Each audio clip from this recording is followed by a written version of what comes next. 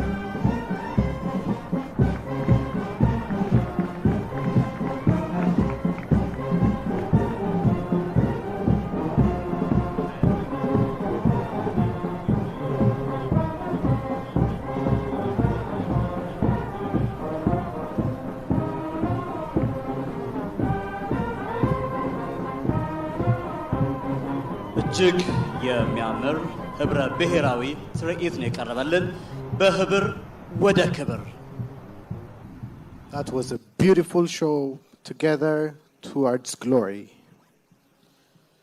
ታላቁ የኢትዮጵያ ህዳሴ ግድብ ከሐሳብ እስከ ተግባር ብዙ ፈተናዎችን ያለፈ ነው። ይህንን ሂደት የሚያስቃኝ አጭር ዶክመንተሪ ከዚህ ያስከትለን የምንጋብዛችሁ ይሆናል።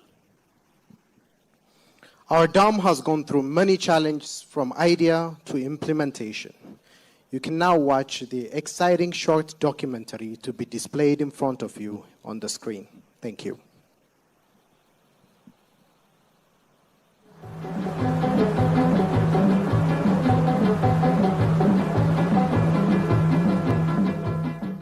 አባይ እኮ ነበረ ዓለም ከተፈጠረ ዘመን ከተቆጠረ ጊዜ አንስቶ አባይ ከኢትዮጵያ ተራሮች ስር ይፈስ ነበር።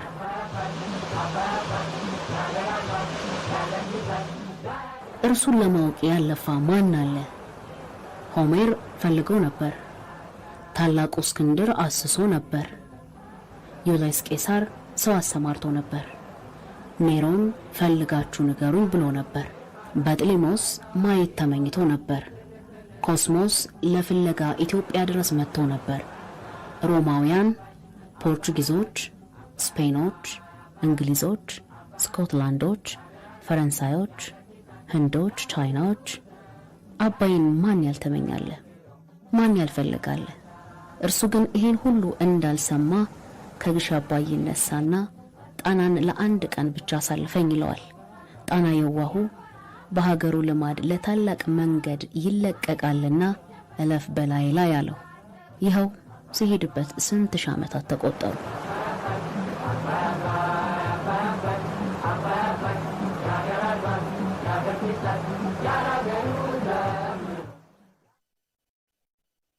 ታላቅ መንገድ ይለቀቃልና እለፍ በላይ ላይ ያለው ይኸው ሲሄድበት ስንት ሺህ ዓመታት ተቆጠሩ።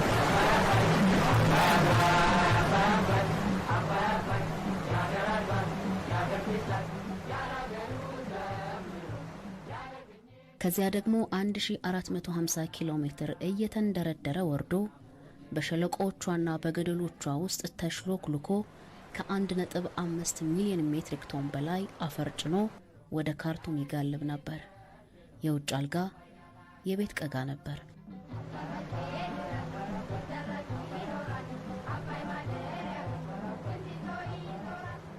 አባይ ነበር የናይልን 85 እጅ ውሃ ይዞለት የሚሄደው። መቼም ሰጪ ከተቀባይ በላይ ነው። አባይ 85 እጁን ውሃ ይዞለት ሲሄድ ነጭ አባይ 15ቱን እጅ ውሃ ይዞ ይቀላቀለዋል። ከዚያ ወደ ሜዲትራኒያን ተያይዘው ይሮጣሉ።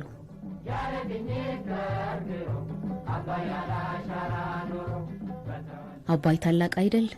እነ ዋንቃ፣ እነ በሸሎ፣ እነ ወለቃ፣ እነ ወንጪት፣ እነ ጀማ፣ እነ ሙገር፣ እነ ጉደር፣ እነ አግወል፣ እነ ነዲ፣ እነ ዴዴሳ፣ እነ ዳቦስ፣ እነ ዳንሳ፣ እነ ቱሉ፣ እነ አባያ፣ እነ ቻ፣ እነ ተምጫ፣ እነ ጨሞጋ፣ እነ ወተር፣ እነ በለስ ረስንቱ ይቀላቀለዋል። ታዲያ እነዚህ ሁሉ ብቻቸውን አይሄዱም። አፈሩን፣ ወርቁን፣ ግንዱን፣ አሳውን እየተሸከሙ ከአባይ ተቀላቅለው እያገሱና እያጓሩ ሀገር ጥለው ይነጉዳሉ። ቁጭት ነው፣ ንዴት ነው፣ እንጉርጉሮ ነው ከጥንት ጀምሮ።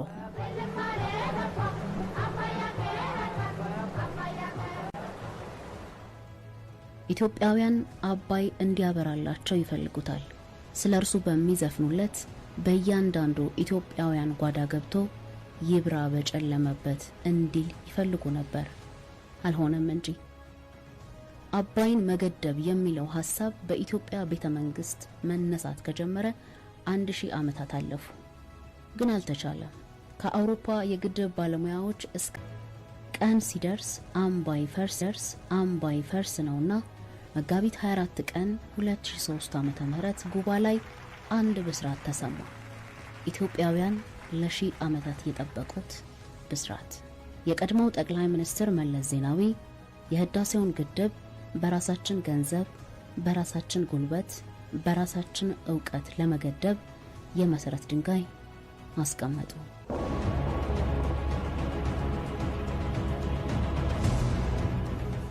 አካባቢው ለግንባታ እየተስተካከለ ባለበትና የግንባታ ካምፑ በሚቋቋምበት ወቅት ቀጣዩን ምዕራፍ ሳያዩ የቀድሞው ጠቅላይ ሚኒስትር መለስ አረፉ። ኃላፊነቱንም የቀድሞው ጠቅላይ ሚኒስትር ኃይለ ማርያም ደሳለኝ ተረከቡ። የቀድሞው ጠቅላይ ሚኒስትር ኃይለ ማርያም የግድቡ ስራ እንዲቀጥል አድርገዋል። አባይ ለመጀመሪያ ጊዜ ለግድቡ ሲባል መንገዱን ቅዳሜ ግንቦት 10 ቀን 2005 ዓ.ም የቀየረው በቀድሞው ጠቅላይ ሚኒስትር ኃይለ ማርያም ጊዜ ነው። ሱዳን ካርቱም ላይ በአባይ ጉዳይ የሶስትዮሽ ስምምነት የተፈረመውም በእርሳቸው የአመራርነት ዘመን ነው።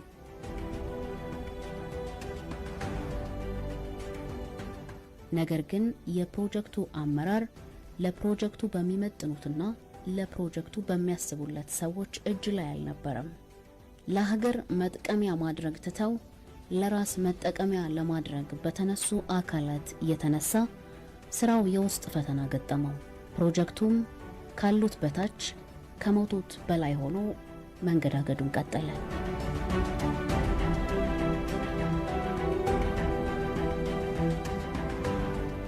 ለውጡ የመጣው በዚህ መካከል ነው።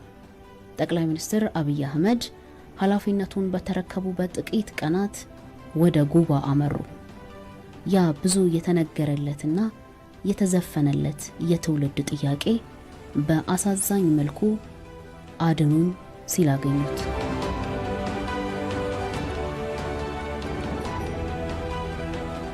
ከስራው ችግሩ ከሰራተኛው በላተኛው በዝቶ ነበር። አያሌ ፈተናዎቹ በጠቅላይ ሚኒስትሩ ጠረጴዛ ላይ ተከመሩ። ጠቅላይ ሚኒስትር አብይ የህዳሴን ግድብ ፕሮጀክት እንደ ሀገራዊ ፕሮጀክት ይዘው መምራት ጀመሩ። የፕሮጀክት አመራሩ እንደገና ተደራጀ። ለኤሌክትሮሜካኒካልና ለሲቪል ስራዎች ዓለም አቀፍ ኩባንያዎች ተቀጠሩ። ብልሽቶቹ እየተለቀሙ በተገቢው ባለሙያዎች ታረሙ።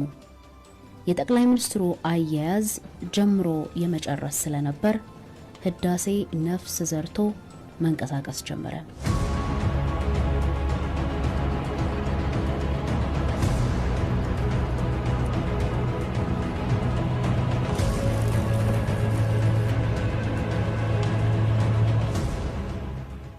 አያያዛቸው እንደሚጨርሱት ያሳይ ነበር። ያኔ ፈተናዎቹ ሁሉ ከየጉሪያቸው መውጣት ጀመሩ። የትም አይደርስም ብለው ትተውት የነበሩ ሁሉ እንደሚያልቅ ሲገባቸው ያለ የሌለ ወጥመዳቸውንና እንቅፋታቸውን ይዘው መጡ። ህዳሴ ከመሰረት እስከ ምርቃት አያሌ ፈተናዎችን አይቷል። ኢትዮጵያ ለሺህ ዘመናት የተቀበለቻቸውን ፈተናዎች ህዳሴ ለ14 ዓመታት ተቀብሏቸዋል። የውስጥ ፈተናዎች፣ የውጭ ጫናዎች ተፈራርቀውበታል። በዲፕሎማሲ አደባባይ ኢትዮጵያ ተከሳ ተሞግታለች። በጸጥታው ምክር ቤት እንኳን 15 ጊዜ አጀንዳ ሆናለች። የግንባታ ዕቃ ከወደብ እስከ ጉባ ከማምረቻ እስከ ህዳሴ ማድረስ የተቻለው በደምና በላብ መስዋዕትነት ነው። በህዳሴ የተነሳ ኢትዮጵያ ተፈትናለች፣ ግን ደግሞ እየታገለች አሸንፋለች፣ እየጸናች አልፈዋለች። የለውጡ አመራር ቁርጠኝነት፣ የፕሮጀክት አመራሮች ብርታት፣ የፕሮጀክቱ ሰራተኞች ትጋት፣ የኮንትራክተሩ ታታሪነት፣ የኢትዮጵያ ህዝብ ድጋፍና ጸሎት፣ የፈጣሪ እርዳታ ተጨምሮበት የህዳሴ ግድብ ስራ አንድም ቀን አልቆመም።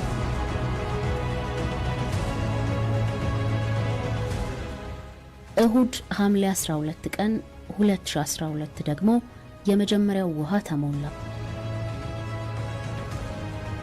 ሰኞ ሐምሌ 12 ቀን 2013 የሁለተኛው ሙሌት ነገር ገርሞን ሳናባራ እሁድ የካቲት 13 ቀን 2014 የመጀመሪያውን ኃይል በማመንጨት አባይ ይቅር በሉኛል። እኛም ይቅር ብለናል ብለን ምላሽ ሰጥተነው ሳንጨርስ ሐሙስ ነሐሴ 5 ቀን 2014 ደግሞ ሶስተኛው ሙሌት ተጠናቀቀ። እነሆ ኢትዮጵያ እየቀጠለች ነው። ከበዋት የነበሩት ሯጮች አንዳንዶቹ እየደከሙ፣ አንዳንዶቹ አቋርጠው እየወጡ፣ ሌሎቹ የኋላ ተመልካች እየሆኑ፣ የቀሩት ደግሞ አድናቂዎቿ እየሆኑ መጡ። በዚህ መካከል ቅዳሜ ጳጉሜ 4 ቀን 2015 አራተኛውን ውሃ በህዳሴ ግድብ ላይ ሞላች። ታሪክ በአይናችን ፊት ተቀየረ። አባይ ማደሪያውን አገኘ። ጉባ ላይ አረፍ ብሎ ለወገኖቹ መብራቱን ወገግ አድርጎ በሀበሻ ባህል መሰረት ክንብንቡን ወረድ በማድረግ ሰላምታ እየሰጠ ወደ ሱዳንና ግብጽ ይወርድ ቀጠለ።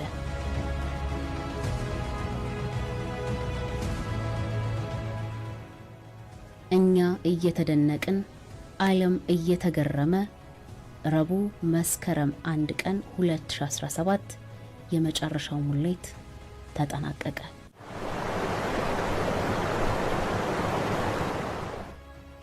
ለውጡ ህዳሴን ታድጎታል፣ ከሞት አስነስቶታል። ወደ ተራ ፕሮጀክትነት ሊቀየር የነበረውን የትውልድ ፕሮጀክት ወደ ትክክለኛ ክብሩ መልሶታል። ጠቅላይ ሚኒስትር አብይ ለህዳሴ የሚመጥነውን አመራር ሰጥተዋል። እንደ አይን ብሌን ተንከባክበውታል። እንደ ሰጎን እንቁላል ተከታትለውታል። እንደ ቤታቸው ተመላልሰውበታል። በአስቸጋሪ ጊዜያት እንኳን ክትትልና ድጋፋቸው አልተቋረጠም።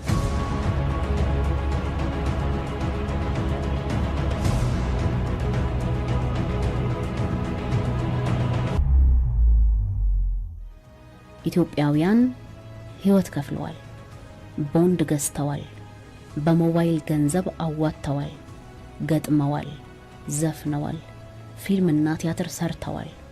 የሰው ፊት እየገረፋቸው ለምነዋል።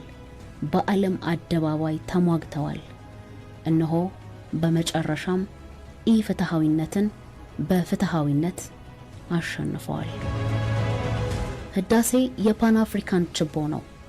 አፍሪካውያን በወንዞቻቸውና በሐይቆቻቸው የተሳሰሩ ናቸው። እነዚህን የፈጣሪ ስጦታዎች በጋራ በማልማት የአፍሪካን ችግር በአፍሪካውያን መፍታት ይችላሉ። ለአፍሪካ ከጋራ ትብብር የተሻለ የብልጽግና መንገድ የላትም። አፍሪካ ወደ ውጪ ትታ ወደ ውስጥ ከተመለከተች ሺህ ህዳሴዎችን ለቢሊዮን ልጆቿ ማበርከት ትችላለች።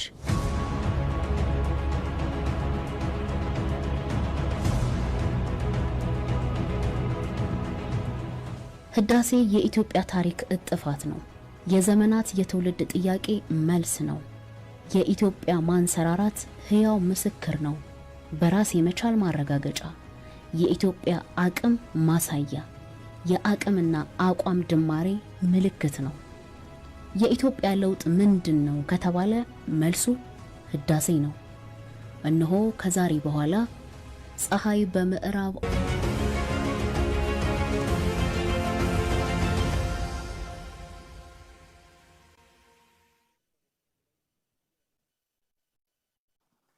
Thank you very much. All sectors participated in the construction of the Grand Renaissance Dam. The art sector has also been actively participating in its role. We'll now see a circus performance showing the construction of the Grand Renaissance Dam.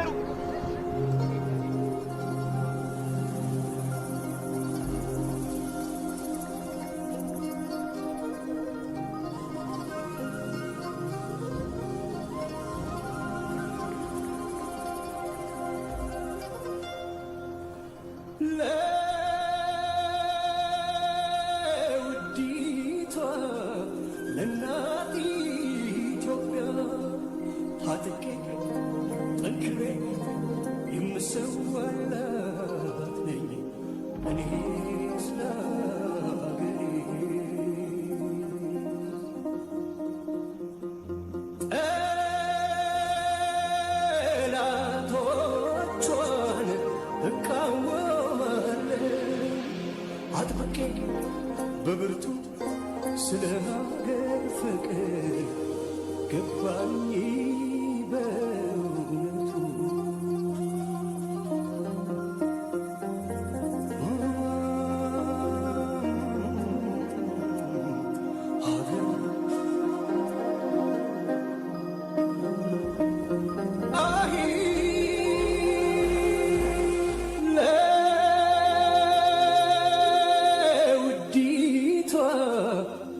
ለእናት ኢትዮጵያ ታጥቄ ጠንክሬ የምሰዋላት ነኝ እኔ ስለ አገሬ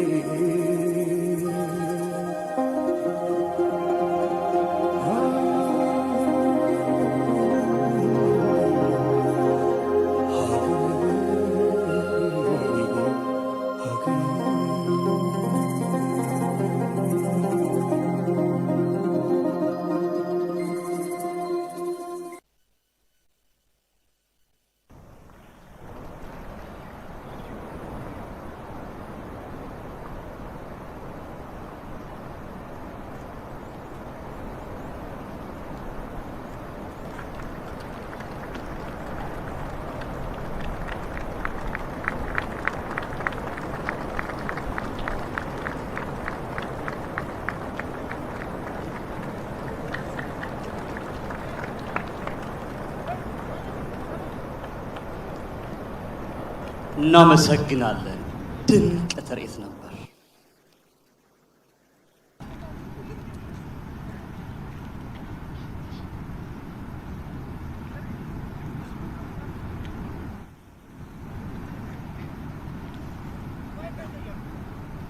ክቡራትና ክቡራን የኩራት አርማችንን ከብዙ ሰዎች መካከል ከብዙ ሰዎች ጋር ተባብረው ተንከባክበው ለፍጻሜ ካበቁት መካከል ጥቂቶቹን ዛሬ በዚህ መድረክ ላይ እውቅና እንሰጣቸዋለን።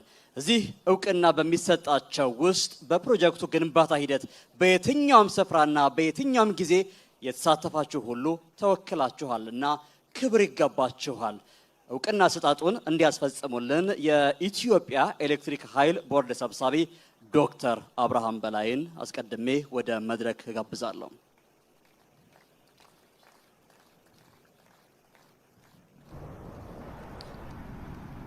እውቅናውን እንዲሰጡልንና የዕለቱን መልእክት እንዲያስተላልፉልን ክቡር የኢፌድሪ ጠቅላይ ሚኒስትር ዶክተር አብይ አህመድን በክብር ወደ መድረክ እንጋብዛቸው።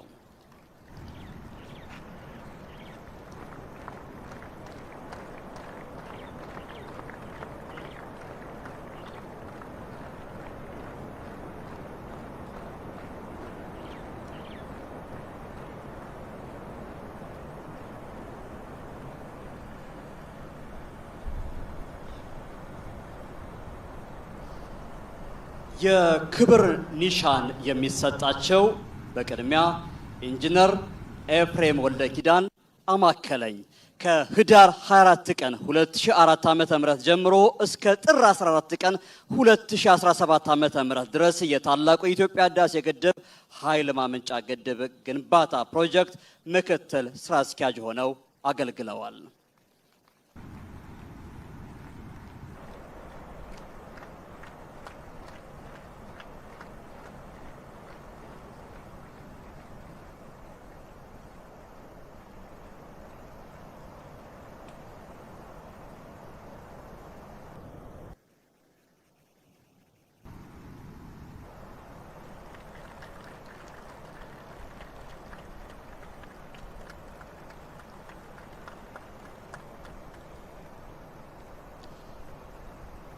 በማስከተል የምጠራው ኢንጂነር ከማል አህመድ ሱለይማን ከሚያዚያ 2013 ዓ.ም ጀምሮ እስከ ዛሬ ድረስ የታላቁ የኢትዮጵያ ህዳሴ ግድብ ጣቢያ ኦፕሬሽን ስራ አስኪያጅ ኃላፊ ሆነው እያገለገሉ ይገኛሉ።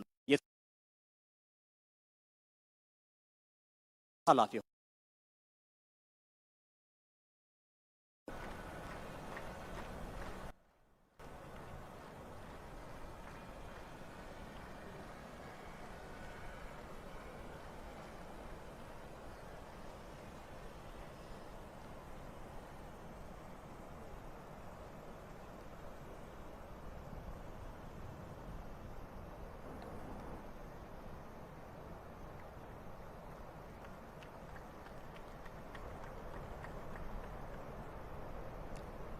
አቶ በላቸው ካሳ ወልዴ የታላቁ የኢትዮጵያ ህዳሴ ግድብ ግንባታ ፕሮጀክት በምክትል ስራ አስኪያጅ ማዕረግ የፕሮጀክቱ ሳይት አስተባባሪ ሆነው እያገለገሉ ይገኛሉ።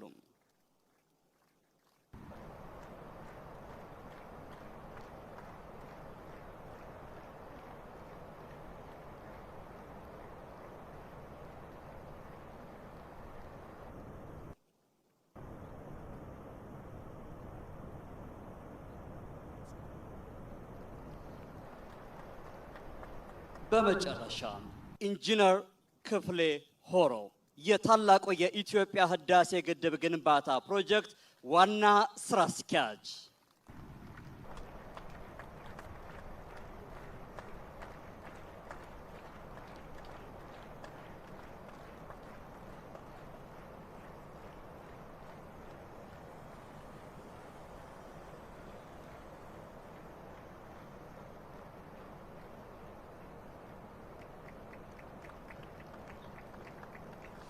ኢትዮጵያ ታመሰግናችኋለች።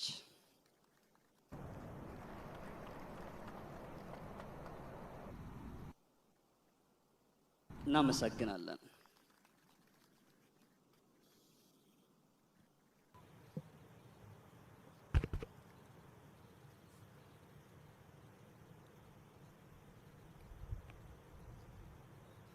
እጅግ የተከበሩ ፕሬዝዳንት እስማኤል ኦመር ጌሌ፣ እጅግ የተከበሩ ፕሬዝዳንት ሳልቫኪር፣ እጅግ የተከበሩ ፕሬዝዳንት ዊሊያም ሩቶ፣ እጅግ የተከበሩ ፕሬዝዳንት ሐሰን ሼክ መሐመድ፣ እጅግ ተወዳጅ የተከበረች ከሩቅ አገር እኛም ብላ የመጣች ጠቅላይ ሚኒስትር ሚያ ሞትሌ፣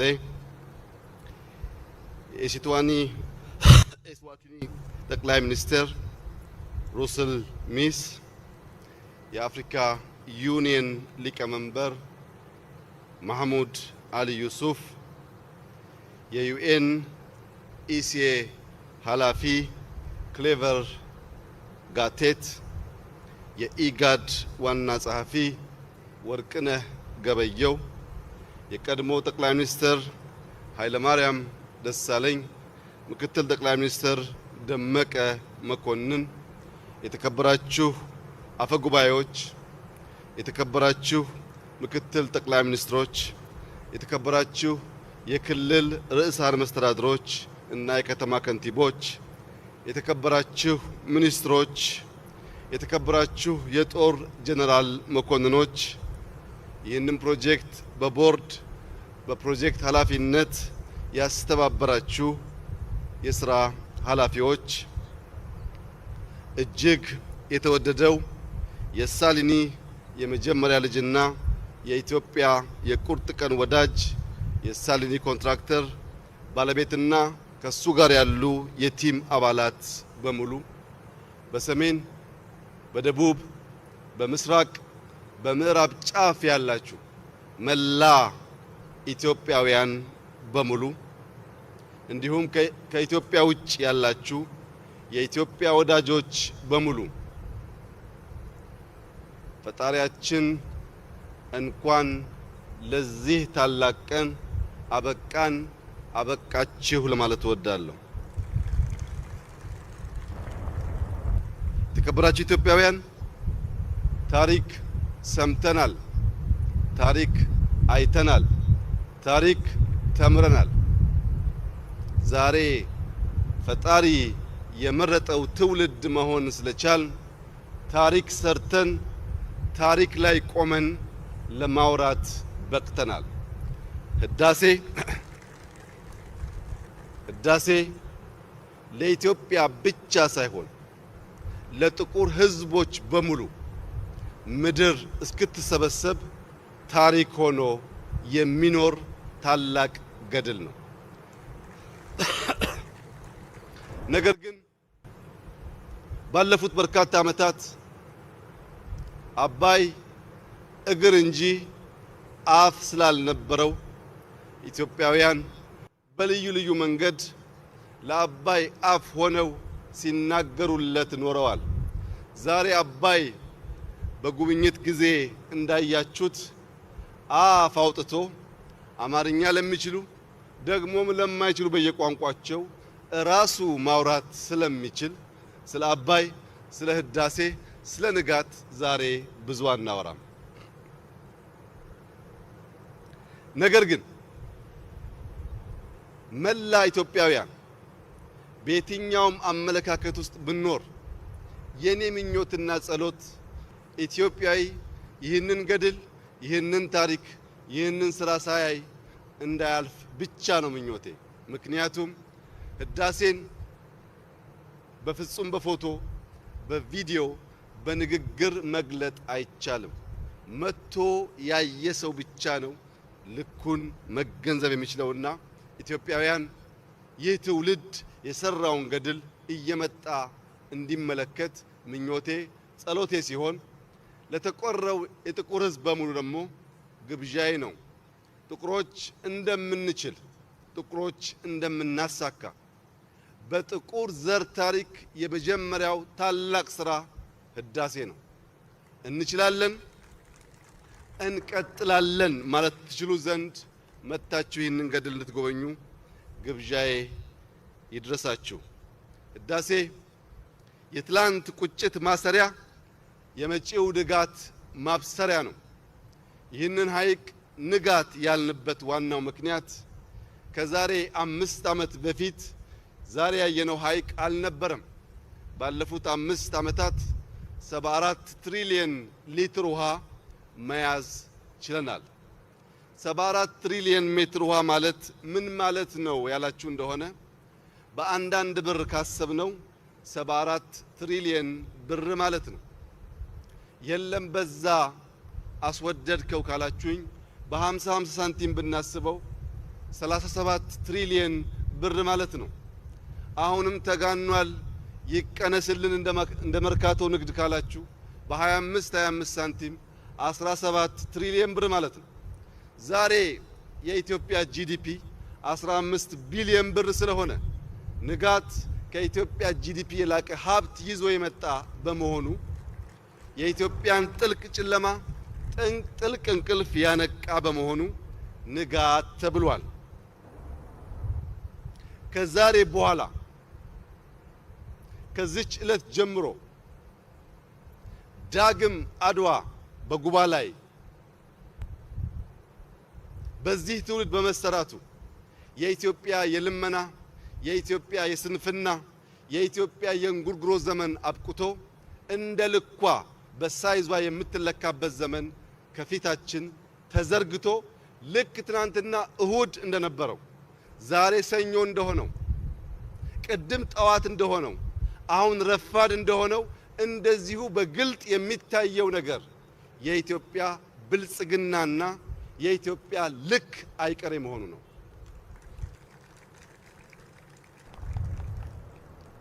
ኢትዮጵያ ትበለጽጋለች። ኢትዮጵያ ተረጂነቷ አብቅቶ ረጂ ትሆናለች። በዚህ የኢትዮጵያ የማንሰራራት የመጀመሪያው ቀን ከኛ ጋር የተገኙ ወዳጆቻችን በእናንተ ዘመን ብቻ ሳይሆን በልጆቻችን ዘመን ሁሉ የኢትዮጵያ ወዳጅነት ብቻ ሳይሆን ኢትዮጵያ ከሀብቷ፣ ከብልጽግናዋ፣ ከተስፋዋ፣ ከእውቀቷ፣ ከልምዷ የምታቋድሳችሁ እንደምትሆን ካለምንም ጥርጥር ላረጋግጥላችሁ እወዳለሁ። ለታችኛው ተፋሰስ ሀገራት ወንድሞቻችን፣ ለኑቢያ ወንድሞቻችን፣ ለምስር ሀገር ወንድሞቻችን ኢትዮጵያ ህዳሴን የሰራችው ለመበልጸግ አካባቢውን በብርሃን ለመምራት የጥቁር ህዝብ ታሪክ ለመቀየር እንጂ በፍጹም ወንድሞቿን ለመጉዳት ስላልሆነ በቅን ልቦና ስጋት የሚያድርባችሁ ወንድሞቻችን የጎረቤት ሀቅ የእናንተን ሀቅ መትብብር በጋራ እንድንቆም ከወዲሁ ከአደራ ጭምር ላሳስባችሁ እወዳለሁ። መላው የኢትዮጵያ ህዝብ ገደሉን ተሻግረናል። ገድል በህዳሴ አትመናል። እኛ የትናንትናውን ታሪክ በመናገር ስለ አባይ በመናገር ስለ ህዳሴ በመናገር ስለ ንጋት በመናገር ጊዜ አናባክንም። ይሄኛው ፋይል ተዘግቷል። አሁን በሚቀጥሉት ጥቂት ዓመታት የሚሰሩ ዋና ዋና ስራዎች ከብዙዎቹ ጥቂቶቹን ለመላው ኢትዮጵያውያንና ለኢትዮጵያ ወዳጆች ለማብሰር እፈልጋለሁ። ኢትዮጵያ የህዳሴን ግድብ የሚተካከል ለሰላማዊ ዓላማ ብቻ የሚውል የኒውክሌር ፕላንት በቅርቡ ስራ ትጀምራለች። ኢትዮጵያ በአፍሪካ ግዙፍ የሆነውን የኢትዮጵያ አየር መንገድ ስራ በቅርቡ ትጀምራለች። በጥቂት ሳምንታት የመጀመሪያው የጋዝ ፋብሪካ ይመረቃል። በዚያው ቀን ከመጀመሪያው የጋዝ ፋብሪካ በሳይዙ በልኩ ከ10 ጊዜ በላይ ከፍ ያለው ሁለተኛው ጋዝ ይጀመራል። በዛው ዕለት ለዘመናት ስንመኝ የነበረው ነዳጅ የማውጣት ፍላጎታችንን ህልማችንን እውን የሚያደርገው ሪፋይነሪ በአንድ ወር ባነሰ ጊዜ ውስጥ ስራ ይጀምራል። በዚያው ሰሞን በቅርቡ የተፈራረምነው የማዳበሪያ ፋብሪካ ስራ ይጀምራል። በሚቀጥሉት 5-6 ዓመታት በትንሹ 1.5 ሚሊዮን ቤቶች ለኢትዮጵያውያን ይገነባሉ። በድምሩ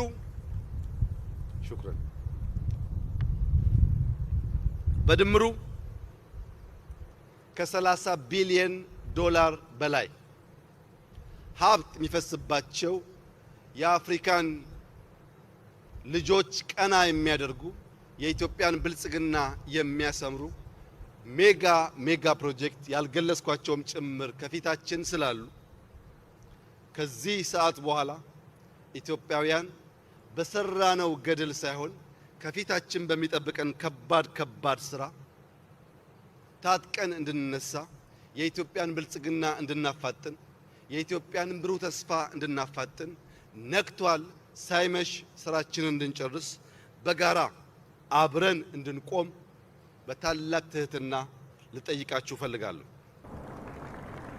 የኢትዮጵያ የታሪክ እጥፋት፣ የኢትዮጵያ የብልጽግና መሰረት፣ የኢትዮጵያ የማንሰራራት ዘመን ዛሬ በሁሉም የኢትዮጵያ አቅጣጫ የታወጀ ስለሆነ ኢትዮጵያውያን ወንድሞቻችን እንዳይረፍድባችሁ ተባብረን ተደምረን ኢትዮጵያን እናቅና።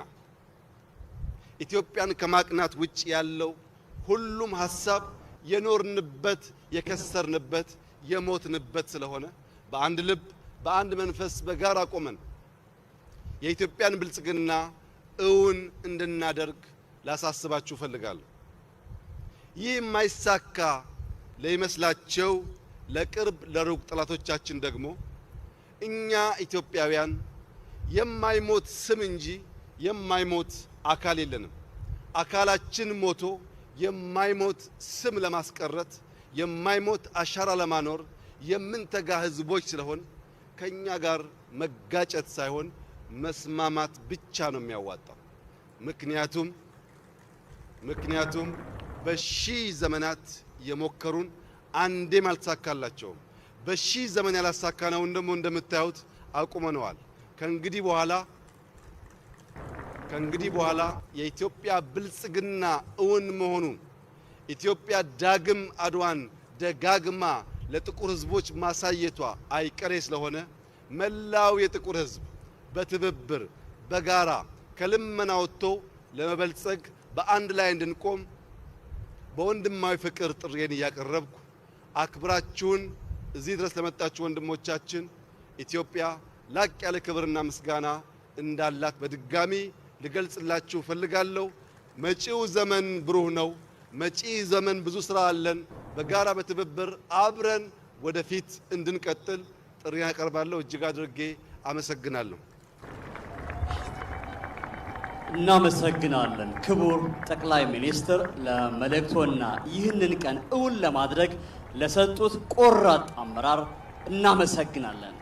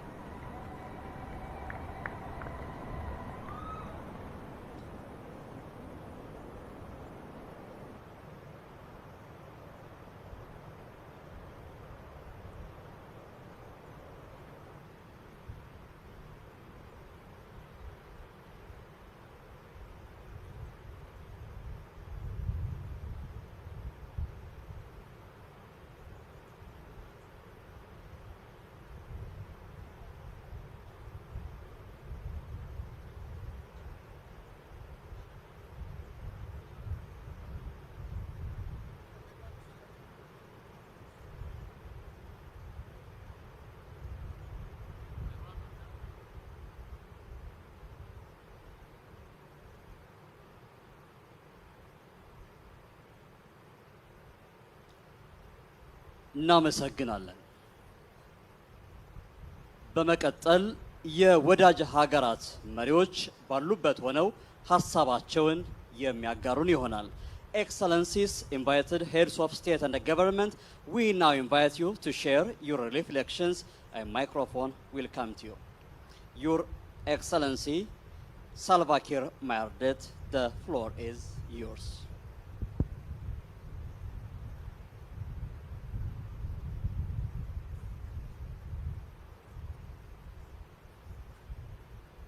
Hold it alone.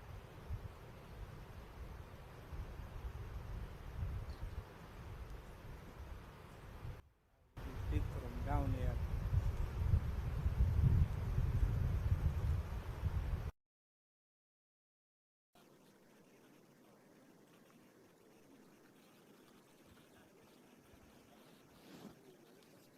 Your Excellency, Prime Minister of Ethiopia, Dr. Abiy Ahmed, Your Excellencies, present, distinguished guests, ladies and gentlemen,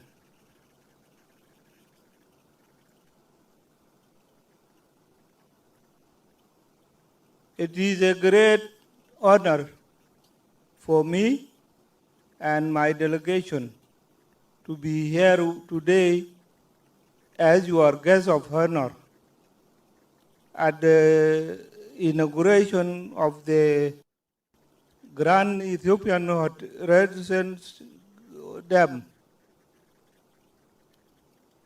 On behalf of the government and the people of South Sudan, I congratulate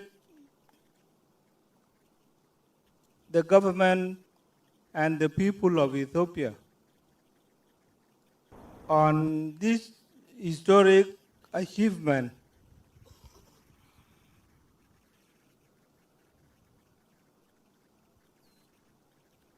This dam is not a project. It is a symbol of unity, sacrifice, and determination. It shows what a nation can do, what a nation can achieve when its people stand together with one vision.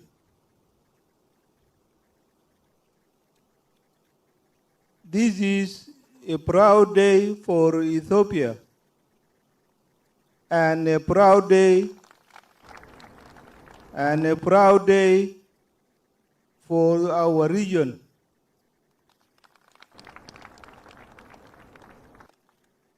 The dam is not only about energy. It is about progress. It is about hope. It is about the future we want for our children.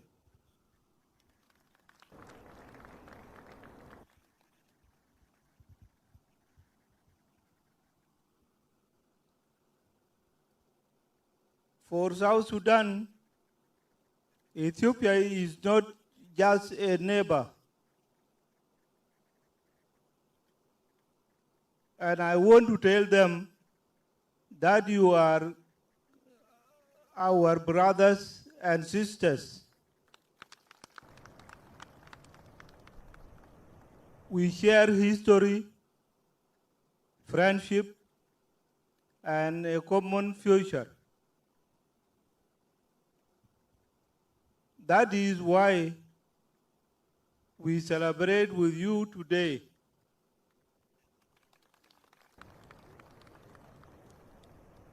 We believe that the progress of one nation is the progress of all.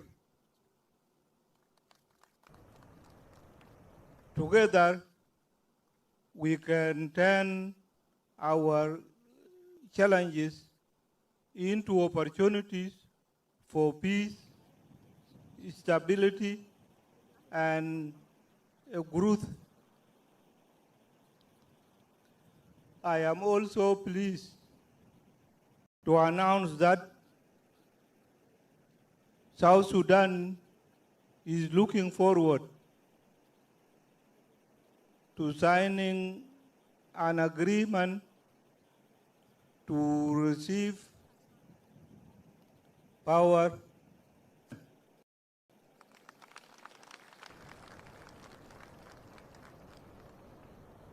This will bring power to our towns, villages,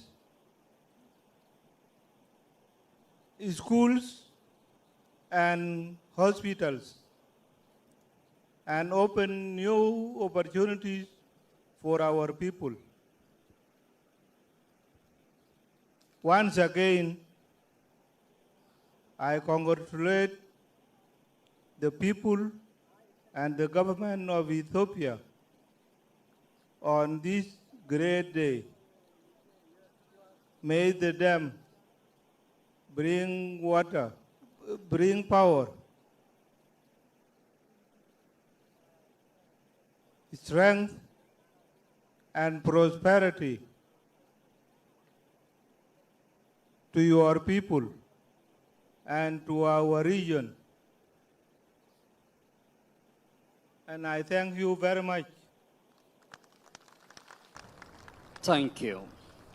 Now, Your Excellency Hassan Sheikh Mahmoud, the floor is yours.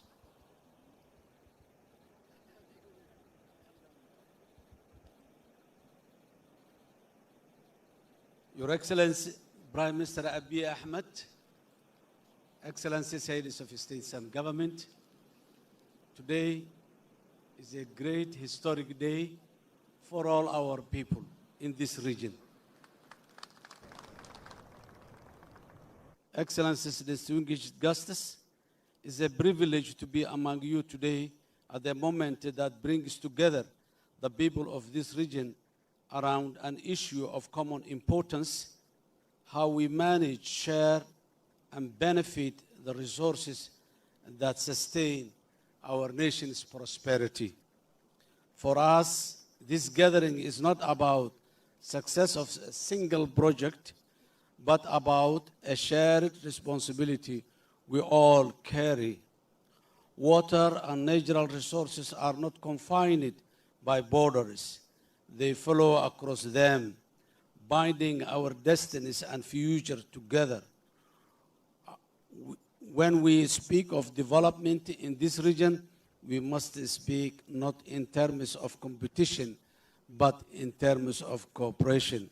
As Prime Minister Abiy Ahmed has indicated and promised in his inaugural speech today, We all have a destiny to seek prosperity and peaceful coexistence among all of us. Somalia's vision is clear.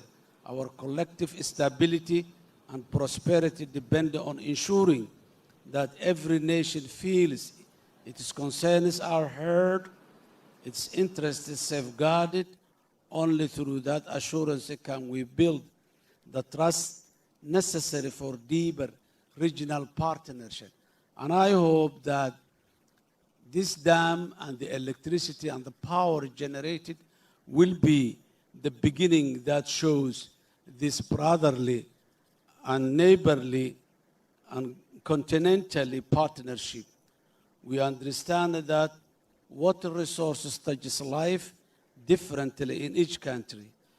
For some, it's about survival and water security. For others, it's about energy and growth. All these perspectives are valid. Our challenge is not to deny the needs of any one of us, but to find ways to balance in the spirit of fairness and mutual respect. And Ethiopia has the right to pursue that happiness and prosperity. Excellencies, ladies and gentlemen, as a country committed to regional peace and integration, Somalia stands ready to work with all its neighbors and partners to promote dialogue and to bridge differences. If there is a role for us to play in creating understanding and building consensus, Somalia is prepared to do so in good faith. As we have experienced today, when our people are united, not within the borders of our nations, but our region and our continent, we can achieve what no one was expecting in the past to achieve. Our future depends on our ability to move beyond zero-sum thinking of the past. Upstreams and downstreams countries alike can only prosper when we act as community. Those who does not have the challenge, those who do not have the opportunity to benefit from the water of this great dam, luckily we have the opportunity to share the power that lights the future generations of our nations. Once no nation feels excluded and no nation bears the burden alone, it is in that spirit that we commemorate today's inauguration of this great dam. May today remind us all that our real achievement will be in partnership we sustain, the trust we nurture, and the unity we build for generations to come. This is a reliable ambition and vision because the proof is we've shared our own blood. There's no reason we cannot share a physical and worldly resources. I thank you. Thank you. Your Excellency William Samoei Ruto.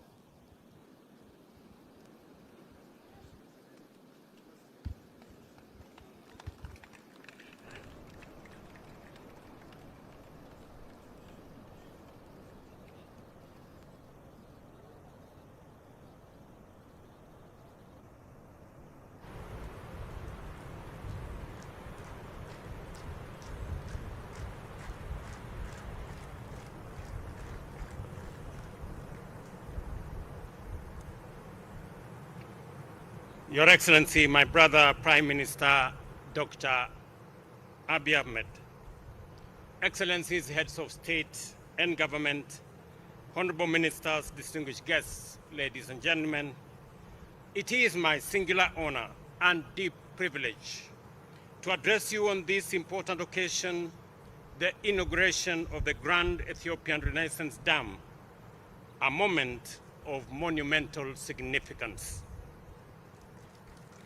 I congratulate the government and the people of the Federal Republic of Ethiopia on this historic achievement. The Grand Ethiopian Renaissance Dam is not only a feat of engineering ambition, it is also a bold affirmation of Africa's capacity to shape its own destiny, marshal its resources, and deliver transformative infrastructure in pursuit of prosperity. Today, as we celebrate this milestone, we also reaffirm the enduring bonds of brotherhood, cooperation, and shared vision that unite our nations across the Horn of Africa and the wider Nile Basin. Kenya remains committed to working with Ethiopia, a key regional partner, as it takes this leap towards energy sufficiency and economic transformation. Your Excellencies, the Grand Ethiopian Renaissance Dam is not merely a national project. It is a Pan-African statement. It exemplifies the scale and ambition of African-led infrastructure and aligns with Africa Union's vision of continental energy connectivity. Despite Africa's vast renewable resources, the continent accounts for only 6% of global energy use, while nearly half of Africans, over 600 million people, still lack access to electricity, and close to 1 billion people also lack clean cooking solutions, with dire consequences for public health, education, and productivity. These deficits disproportionately affects women and children and hinder inclusive development. They drive up business costs, compromise hospitals and schools' operations, and constrain the life prospects of millions, particularly in rural and remote areas.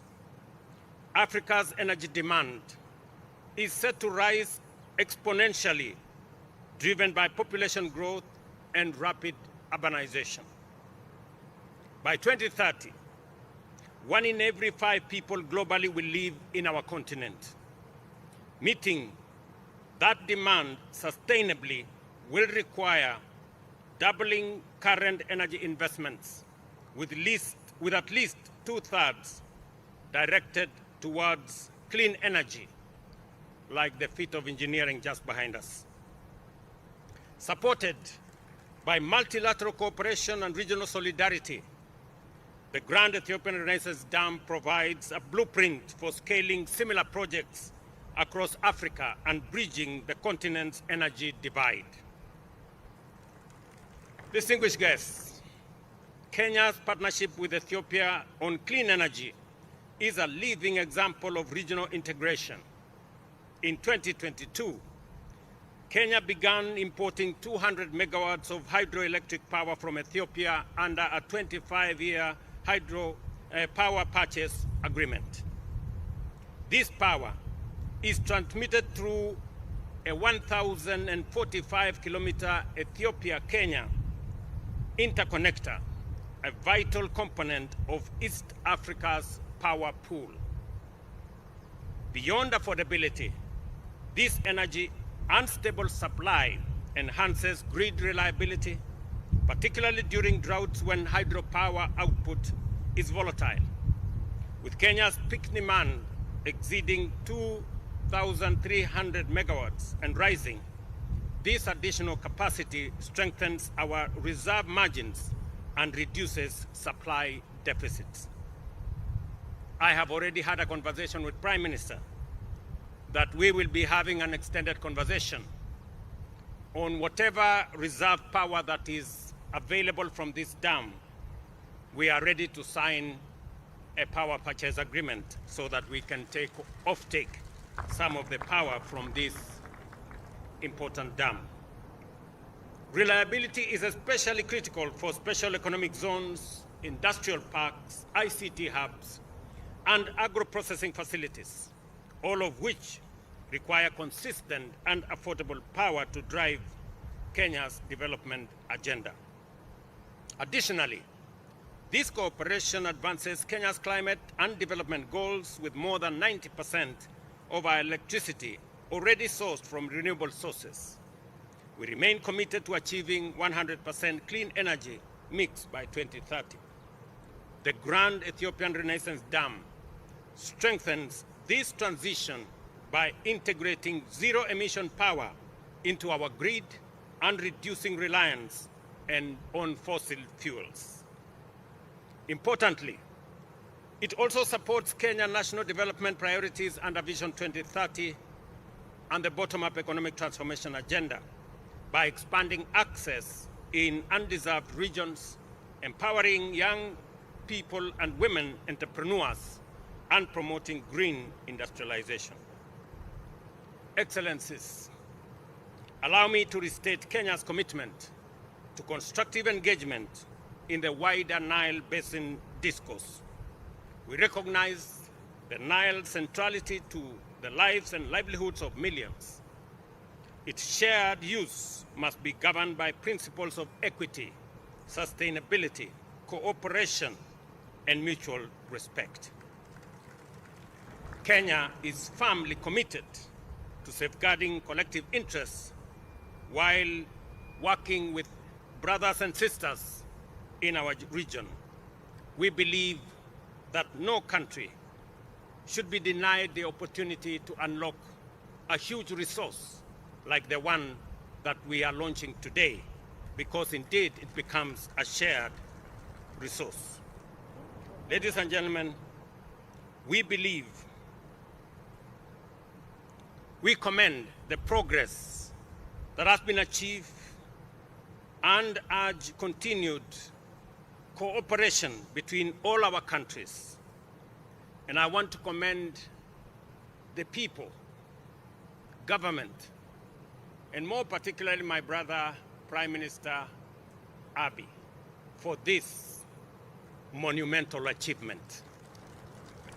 Listening to you, Prime Minister Abiy, you not only inspire your own people in Ethiopia, you inspire our people in the region.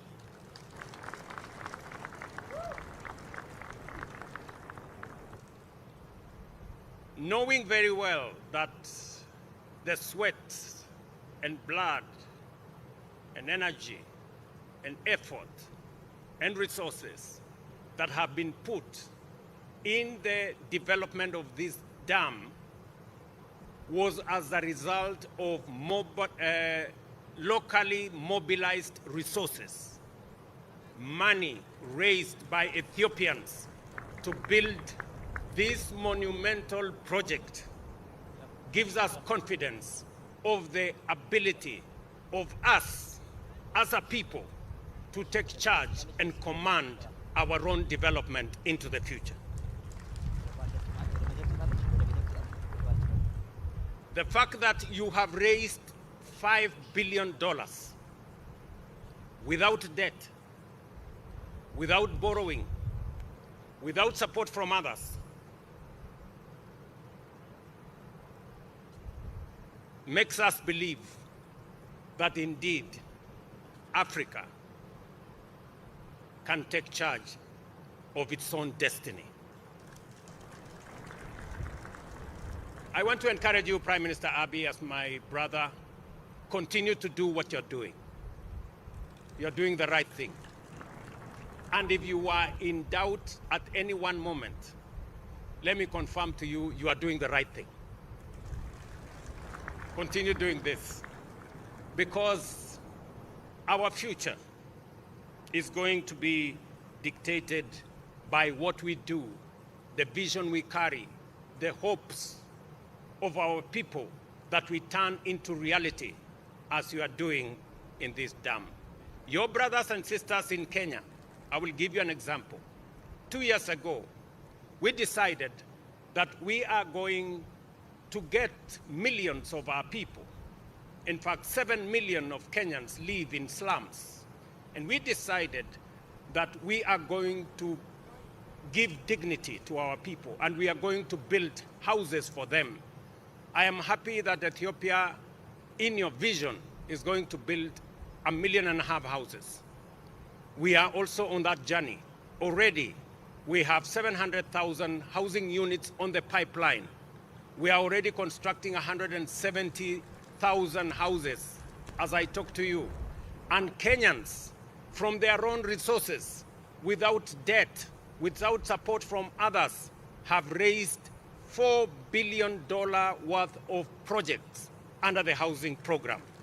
It confirms to you that what you are doing in Ethiopia is what we are doing in Kenya. And that is what we should be doing in our region. That way, we can emancipate our people from debt, from begging across borders, and take charge of our own development. This moment must remind us that the path to peace and prosperity lies in working together, not division, in partnership, not rivalry, and in unity, not isolation. Together, we can transform our region, harness our shared resources, and shape a future of dignity and opportunity for all our people. I thank you. God bless Ethiopia, and God bless our region. Thank you very much. Thank you.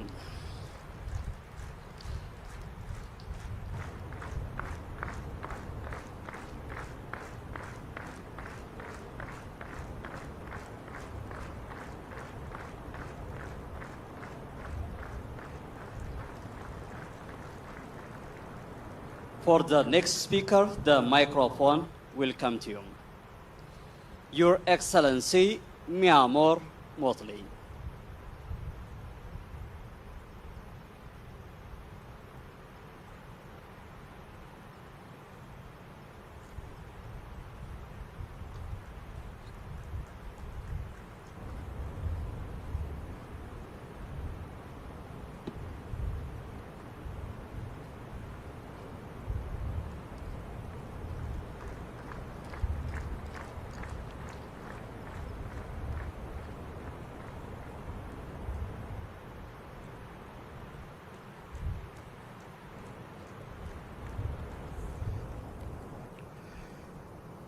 Your Excellency, Prime Minister Abiy Ahmed, my dear brother, and Mrs. Ahmed, distinguished heads of state and heads of government of Africa, distinguished guests of the people of Ethiopia.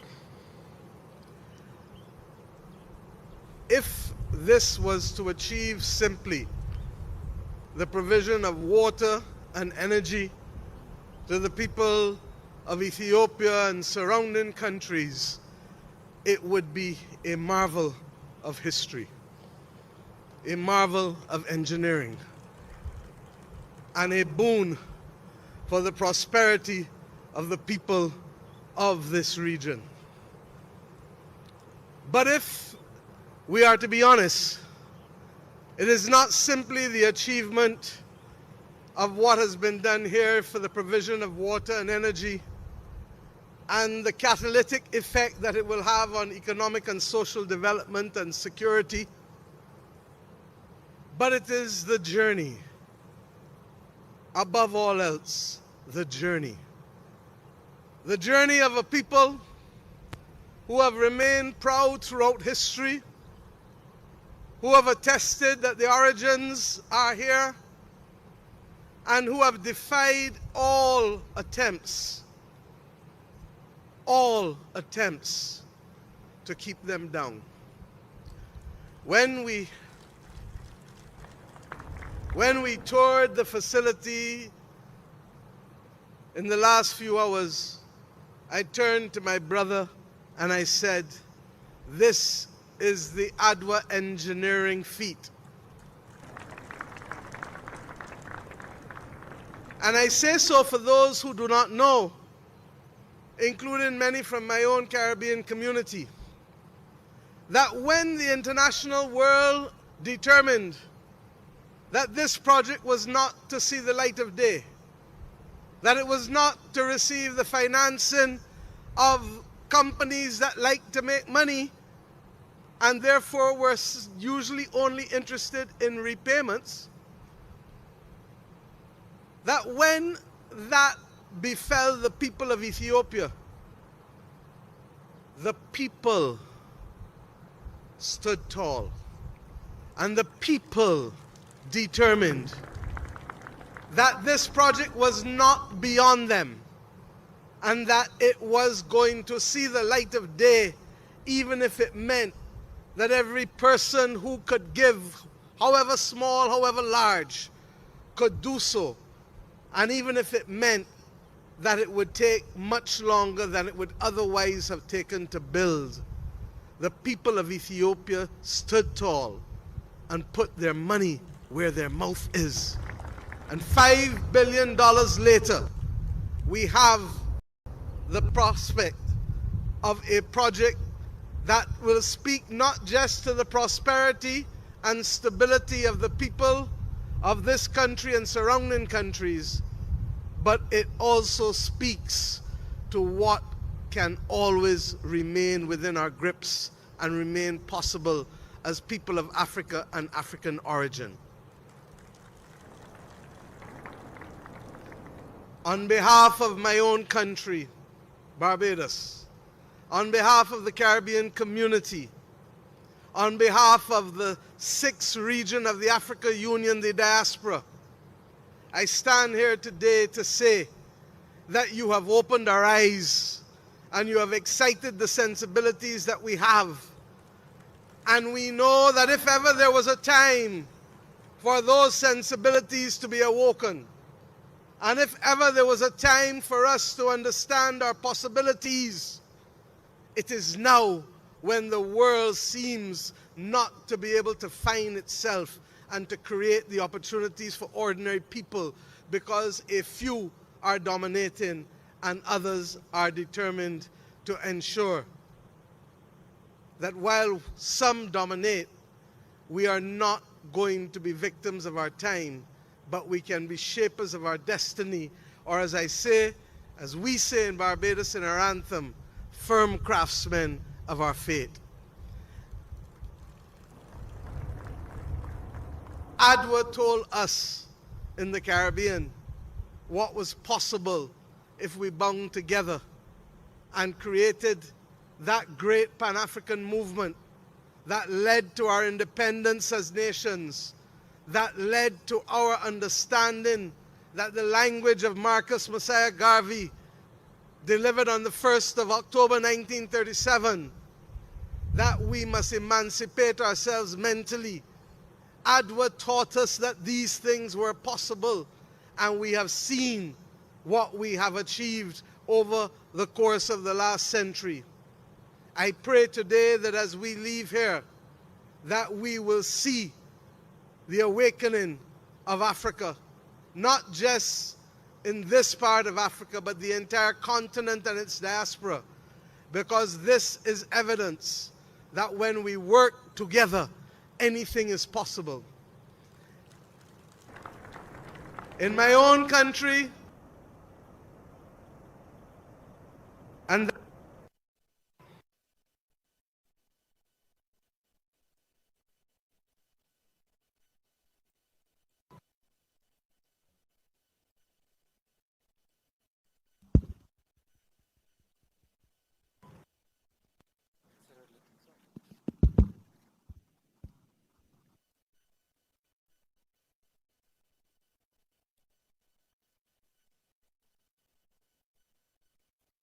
as I close, in my own country, we have a simple saying that inspires the efforts of ordinary people every day.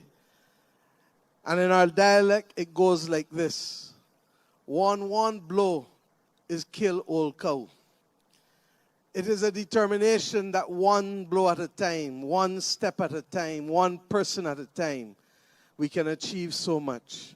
I leave you, the people of Ethiopia, today, confident that if we, as I said in Algeria last week, can rise to the occasion of working together, then this continent and its people and its diaspora that will be responsible for 1/4 of the world's population, that has given us a demographic dividend that no other continent is now giving us, that we know that you can rise we can rise, and that we shall be the humanizing element that the world needs now more than ever.